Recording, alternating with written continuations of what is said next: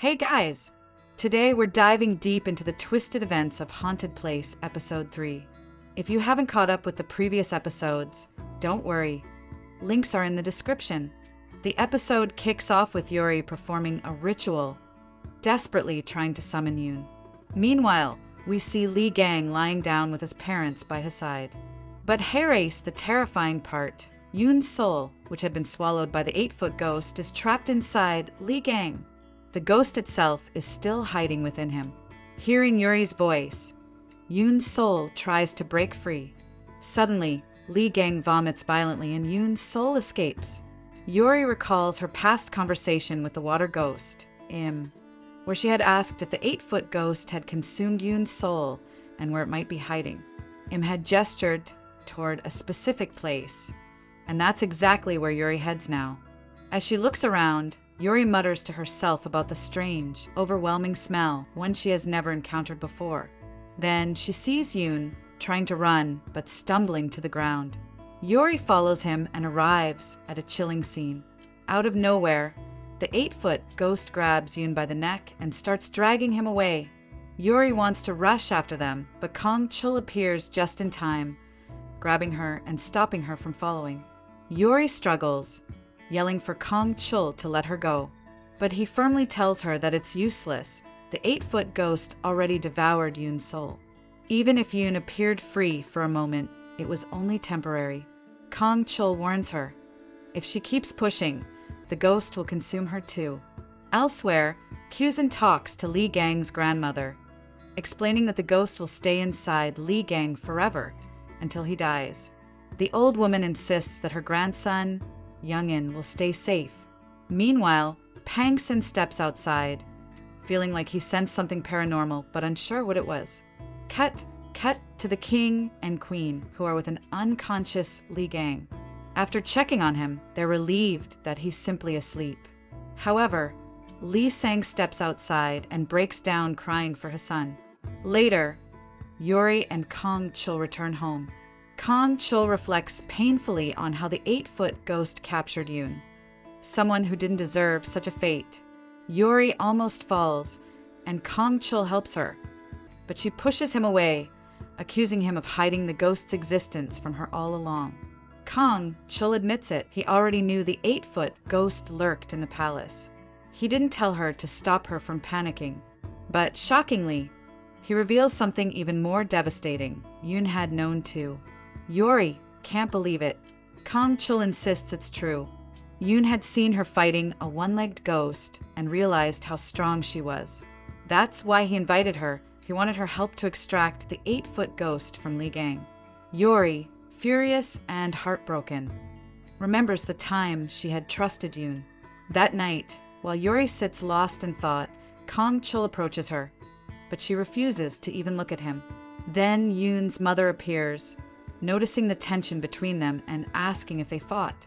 Yori denies it and volunteers to wash Yoon's clothes. While handling the clothes, Yori finds bloodstains and the bracelet she once gave Yoon when he was leaving their village. In a flashback, we see Yori running to catch Yoon, handing him the bracelet and wishing him a long life. Yoon had smiled and promised he'd come back for her.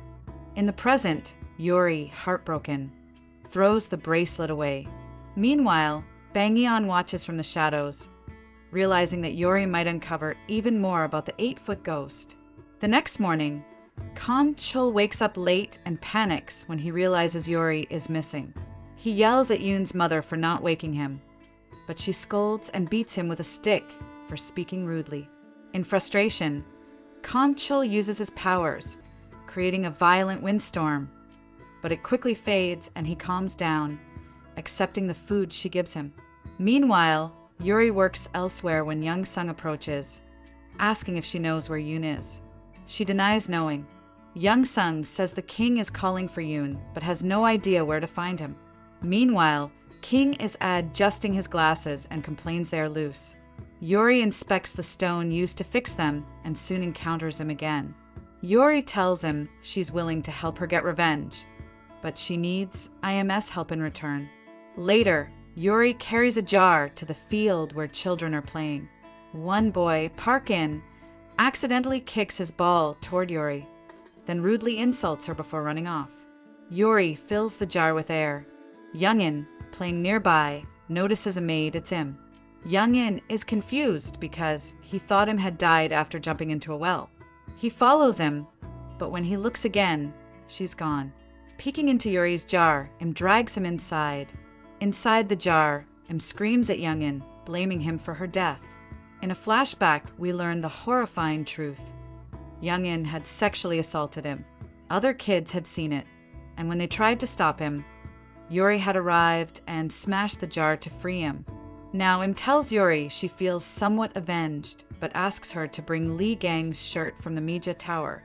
Yori agrees, but warns him not to seek further revenge. If she keeps killing, she'll turn into an evil spirit and never find peace. Promises to stop.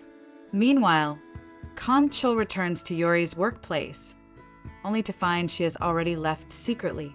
Bang Eon smugly says he'll scold her next time. Furious, Kang Chul lifts and throws him aside, warning him never to even think of touching Yori. On the rooftops, Kang Chul searches for Yori. He spots her near the Mija Tower, retrieving Lee Gang's shirt.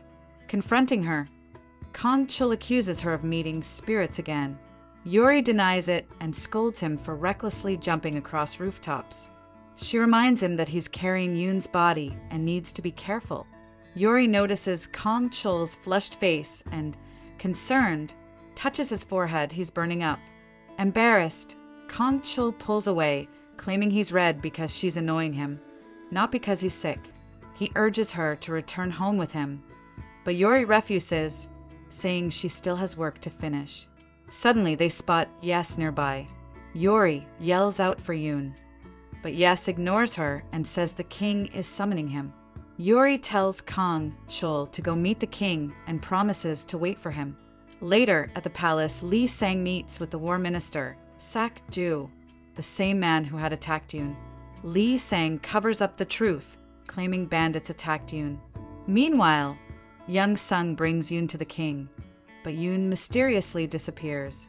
When the king questions him, Yoon feigns amnesia, claiming he doesn't remember anything. Everyone, including Sak Ju, is relieved, but the king notices a sword wound on Yoon's body, hinting at deeper secrets. Back in the forest, Yori prepares for a ritual to bring Yoon back. She sets ropes and uses a special lens from Lee Sang's glasses.